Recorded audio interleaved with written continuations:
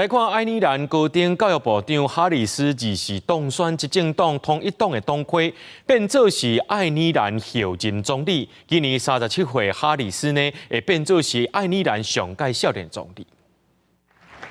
在爱尔兰政府做高等教育部长，今年37岁的哈里斯，就是以唯一一个竞选党主席的候选人身份，当选统一党的党主席。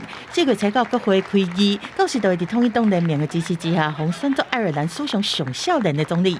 I promise to you today, to you the Fine Gael Party, and to you the people of Ireland, I will do my damnedest for the good of the party, and more importantly, for the good of Ireland.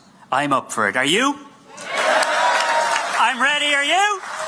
20届总理时调的瓦拉德卡在消息宣布的几点钟后，大多数统一党的党僚就表态讲支持由哈里斯来接，互伊本来的对手家己知影选袂调退出。哈里斯讲挑战是永远袂消失，这再来正向的改变。伊嘛接瓦拉德卡的呼吁，希望伫加沙的冲突随停火。The immediate unconditional release of all hostages, an end to violence in the Middle East, and a political process to bring about a two-state solution. Let Ireland be a force in the globe for that. 哈里斯是捌做卫生部长，有一段时间是代理司法部长。在新冠病毒疫情初期，伊真紧的只是应对得到真好的评价。